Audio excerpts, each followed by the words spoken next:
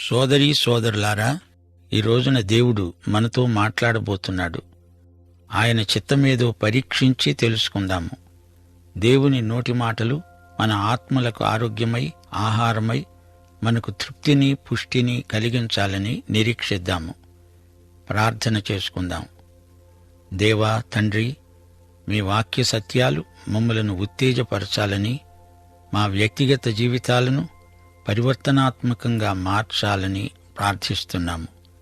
నీ వాక్యము వింటున్న కొద్దీ మా జీవితాలు సంచలనాత్మకంగా నూతన పంథాలో ఆత్మల రక్షణార్థమై వ్యయమైపోవాలని, దేవుని కృప, ప్రేమ, శాంతి మమ్మలను నింపాలని, రోగగ్రస్తులు నీ వాక్య శ్రవణం ద్వారా ఆరోగ్యవంతులవ్వాలని యేసు నామమున ప్రార్థన చేస్తున్నాము తండ్రి. ఆమేన్. సోదరీ సోదరులారా, ఈవేళ మనం ఆదికాండం 10వ అధ్యాయం చదువుకోబోతున్నాము. ప్రతి వచనము విశ్లేషణాత్మకంగా అధ్యయనం చేస్తాము. ఈ అధ్యాయంలో నోవహు 3 కుమారుల ద్వారా రూపొందిన 3 జాతులను పరిశీలిస్తాము. మానవ జాతి యావత్తూ 3 విభాగాలుగా ఏర్పడింది. హామీయులు, షేమీయులు, యాపెతీయులు. యాపెతు సంతతి గాని హాము సంతతి గాని ఎవరని నిర్ధారణ చేయటంలో ఊహపోహలు పనికిరావు. ఇశ్రాయేలులో తప్పిపోయిన 10 గోత్రాలు వీరేనా అంటే వీరెలా అవుతారు అనే ఎదురు ప్రశ్న వస్తుంది. ఊహాజన్యమైన సిద్ధాంతాలు ప్రమాదకరమైనవి. ఇది నోవహు కుమారుడైన షేము, హాము, యాపెతు అనే వారి వంశావళి. జలప్రళయము తరువాత వారికి కుమారులు కలిగారు. యాపెతు వంశావళి తరువాత హాము, చివరికి షేము వంశావళి వివరంగా చెప్పబడింది. అనామకులను గురించి క్లుప్తంగా చెప్పి ఆ వెంటనే ముఖ్య వ్యక్తులను గురించి చెప్పటం జరిగింది. చివరికి ముఖ్యమైన వంశావళి, అదే సరళరేఖ యేసుక్రీస్తు వరకు పొడిగించబడడం ఒక విశేషం. యాపెతు కుమారులు గోమెరు, మాగోగు, మాదయి, యావాను, తుబాలు, మెషెకు, తీరసు అనేవారు. మాగోగు నుండి వచ్చినవారు సిథియనులు, స్లావులు మొదలైన జాతులెన్నో ఉన్నాయి. అంతేకాదు మాదయ్య నుండి వచ్చినవారు మాదీయులు మొదలైన జాతులు. ఈ జాబితా వివరాలు చూడడం అప్రస్తుతం. ఈ రోజున మనం చూస్తున్న జాతులన్నీ ఈ 3 నుండి వచ్చినవే అని గ్రహిస్తే చాలు. హాము కుమారులు కూషు, మిశ్రాయిము, పూతు, కనాను అనేవారు. హాముకు ఇంకా ఎందరో సంతానమున్నారు. అయితే కనాను మీదికే శాపం వచ్చింది. ఈ కనాను నుండి వచ్చినవారు ఫెనీకీయులు, హిత్తీయులు, యెబూసీయులు, అమోరీయులు, గిర్గాషీయులు, హివ్వీయులు మొదలైనవారు. ఇక హాము కుమారుడు కూషు నుండి వచ్చినవారు కూడా ఉన్నారు. ఈ జాతులన్నీ హాము సంతతి. ఇక కూషీయులు ఎవరనగా 8, 9 వచనాలు. కూషు నిమ్రోదును కన్నాడు. అతడు భూమి మీద పరాక్రమశాలి అయి విజృంభించసాగాడు. అతడు యెహోవా ఎదుట పరాక్రమము గల వేటగాడు. యెహోవా ఎదుట పరాక్రమవంతుడైన వేటగాడు నిమ్రోదు వలె అనే లోకోక్తి పుట్టింది. అతడు పరాక్రమవంతుడు, ప్రపంచమంతా ఏలాలని అతని కోరిక. వేటగాడు. అతడు వేటాడింది పిచ్చుకలను కాదు, వన్యమృగాలను కాదు. అడవులలో, అరణ్యాలలో అతడు వేటాడేవాడు అనుకుంటున్నారా? అలా కాదు. అతడు మనుషులను వేటాడేవాడు. మనుషుల తలలను వేటాడే భయంకరుడు.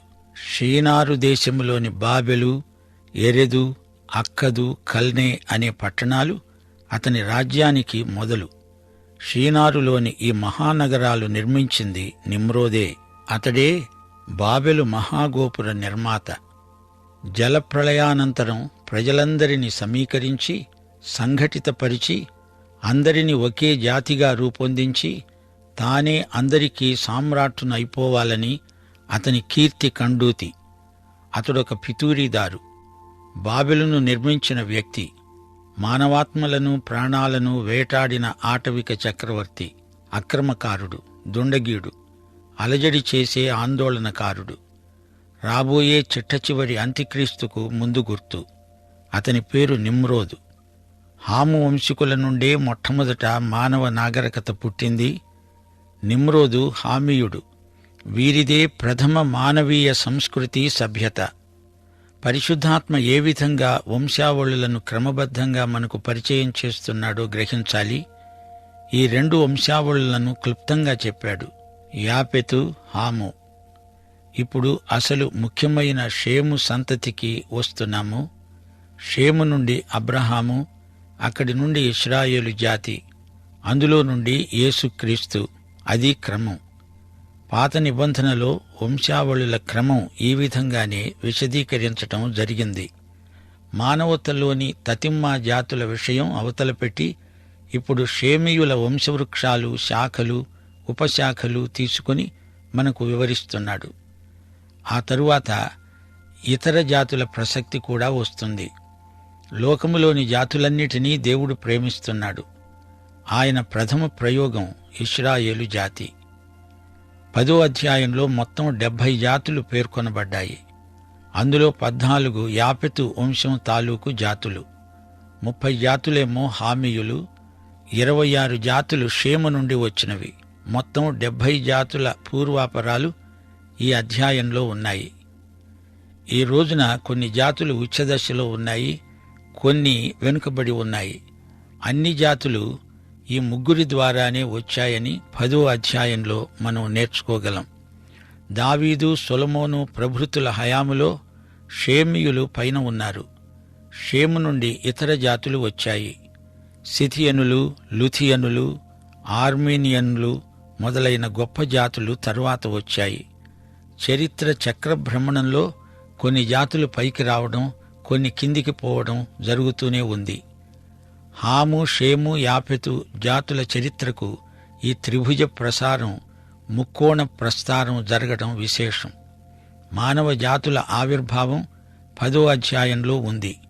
గ్రహించండి, తుట్టతుదకు జాతులకు అతీతమైన దేవుని రాజ్య సంస్థాపనం జరుగుతుంది. షేము కుమారుల పేర్లు వింటారా? 21వ వచనం, 25వ వచనం. ఏబెరు యొక్క కుమారులందరికీ పితరుడు, పెద్దవాడు అయిన యాపెతు సహోదరుడైన షేముకు కూడా సంతానం కలిగింది. ఏబెరుకు 2 కుమారులు కలిగారు. వారిలో ఒకని పేరు పెలెగు.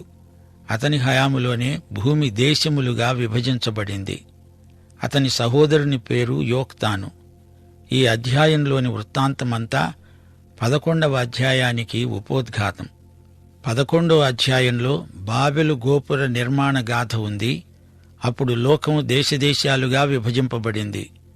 ఇప్పుడు ఈ 10వ అధ్యాయంలోని చిట్ట చివరి వచనం వినండి. వారి వారి జనములలో వారి వారి సంతతుల ప్రకారం నోవహు కుమారుల వంశాలు ఇవే. జలప్రవాహము గతించిన తరువాత వీరిలో నుండి జనములు భూమి మీద వ్యాపించాయి. 10వ అధ్యాయం గురించి ఇంతకంటే ఎక్కువ చెప్పలేము. ఎక్కడ చూచినా పేర్లే. మీరు తీరికగా కూర్చొని ఈ పేర్లు ఒక్కసారి మొదటి నుంచి చివరి వరకు, చివరి నుండి మొదటి వరకు చదివి చూడండి. మీకేమనిపిస్తుంది? ఆ పేర్ల ధ్వనిలో కూడా నాకెంతో అవ్యక్త మాధుర్య నాదం వినిపిస్తుంది. నాటి మానవ కుటుంబం ఎంత విస్తృతమైనదో, అందులో నీవు నేను ఉన్నాము అనే విషయం మన హృదయాలకు ఎంతో తృప్తి కలిగిస్తుంది. ఇంతటితో 10వ అధ్యాయం సమాప్తం. ఇక 11వ అధ్యాయం. ఈ అధ్యాయంలో బాబెలు గోపుర నిర్మాణ వృత్తాంతం, షేము నుండి అబ్రహాము వరకు మన ప్రయాణం. ఇప్పుడు వివరాలు. భూమియందు అంతటా ఒక్క భాష, ఒక్క పలుకు ఉంది. అప్పుడు అందరూ ఏ భాష మాట్లాడేవారో ఏమో మనకు తెలీదు. లోకమంతటా ఒకే భాష ఉండేదా? అదొక ఆకర్షణ. పరలోకంలో మనకు ఒకే భాష ఉంటుందా? అవును. అది ఏ భాషో తెలియదు. నేస్తం, మనకు లోకమంతా ఒకే భాష ఇప్పుడుంటేనా సువార్త ప్రకటన ఎంతో సులభమై ఉండేదే అనిపిస్తుంది. అయితే కొంచెముండండి. ఏకభాషా సౌలభ్యం సైతాను దుర్వినియోగం చేసి లోకమంతటినీ తిరుగుబాటుకు నడిపిస్తే అది గొప్ప ప్రమాదం. అచ్చం అదే జరిగింది. సావధానంగా వినండి. వారు తూర్పున ప్రయాణమైపోతూ ఉంటే షీనారు దేశమందు ఒక మైదానం వారికి కనిపించింది. అక్కడే వారు నివసించారు. వారు తూర్పు నుంచి బయలుదేరారు. మానవత తూర్పు నుంచి కదిలింది, పడమటికి వెళ్లుతున్నది. షీనారు మైదానం అంటే టైగ్రిస్ యూఫ్రటిస్ లోయ. మనం ఇటుకలు చేసి వాటిని బాగా కాలుద్దాము రండని ఒకరితో ఒకరు మాట్లాడుకున్నారు కూడా. రాళ్లకు బదులుగా ఇటుకలు, అడుసుకు బదులు మట్టి కీలు వారికి ఉంది. రాళ్లు దొరకవు, అందుచేత ఇటుకలు కాల్చే పద్ధతి కనిపెట్టారు. అవసరాన్ని బట్టి ఒత్తిడి చేత కొత్త విధానాలు మనిషి కనిపెడుతూనే ఉన్నాడు. ఇదే సత్యం మనకిక్కడ బోధపడుతోంది. అందరూ పోగై అనుకున్నారు, మనము భూమి యందు అంతటా చెదరిపోకుండా ఒక పట్టణాన్ని, ఆకాశమునంటే శిఖరము గల ఒక గోపురాన్ని నిర్మిద్దాం రండి. మనం గొప్ప పేరు ప్రఖ్యాతులు సంపాదించుకుందాం. భాష లేని మానవ జీవితం మూగబోతుంది. అది అనూహ్యం. మానవ కార్యకలాపాలు స్తంభించిపోతాయి. పాపి క్రియలు భాష లేకపోతే కొంతవరకైనా తగ్గుతాయి. ఒక ఆయన పరమ అబద్ధికుడని పేరు గడించాడు. అతనికి 14 భాషలు వచ్చు. అంటే అతడు 14 భాషల్లో అబద్ధాలు చెబుతాడు. అంచేత అతని పాపం 14 రెట్లకు పెరిగింది. మానవులంతా తిరుగుబాటులో ఒకటైపోయారు. కాని ఇప్పుడు భాషల తారుమారును బట్టి వేరైపోయారు. భాష మనుషులను కలుపగలదు, అదే భాష వేరు చేయగలదు కూడా. సరిహద్దుల కంటే, రాజకీయ పొలిమేరల కంటే, సముద్రాల కంటే మనుషులను భాషా విభేదాలు ఇంకా ఇంకా వేరుపరచి దూరం చేయగలవు. భాషలు క్రమేణా పరిణతి చెందాయి అంటారు కాని దేవుడు వారి భాషలను తారుమారు చేయగా అప్పుడే వివిధ భాషలు ఏర్పడ్డాయి. బాబెలు నిర్మాణ పథకం చిన్నాభిన్నమైపోయింది. బాబెలు కేంద్రం నుండి, షీనారు మైదానం నుండి అటొకరు ఇటొకరు తలా ఒక దిక్కుకు తరలిపోయారు, చెదిరిపోయారు. ఇదో విచిత్రం. ఒకరి భాష ఒకరికి అర్థం కాదు. అసలు భాషే ఒక అద్భుతం.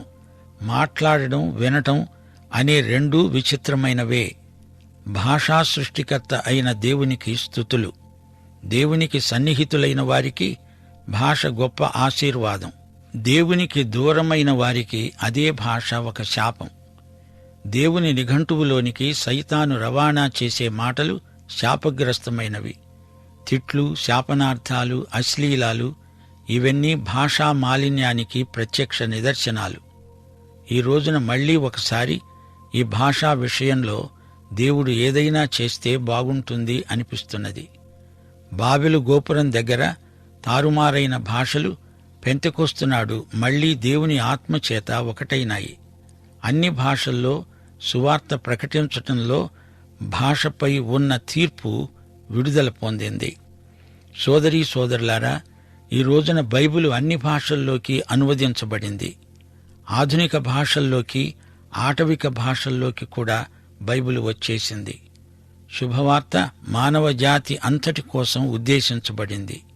బాబెలు గోపురం భాషల తారుమారు సమస్యను దేవుడు తీర్చాడు, పరిష్కరించాడు.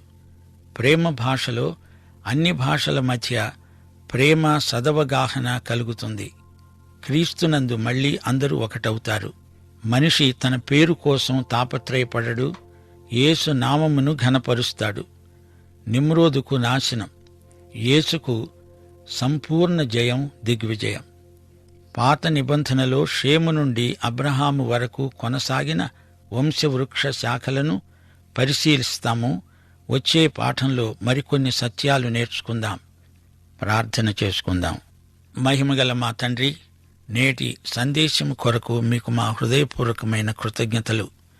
ఈ వాక్యాన్ని మా ఆత్మల కొరకై ఆశీర్వదించుమని, మమ్మల్ని యేసుక్రీస్తును పోలిన ప్రజలనుగా రూపొందించుమని, మీ కృపకు మమ్మల్ని సాధనములుగా వాడుకునుమని, మహిమ పొందుమని యేసుక్రీస్తు వారి దివ్యనామమున ప్రార్థన చేస్తున్నాము తండ్రి. ఆమేన్.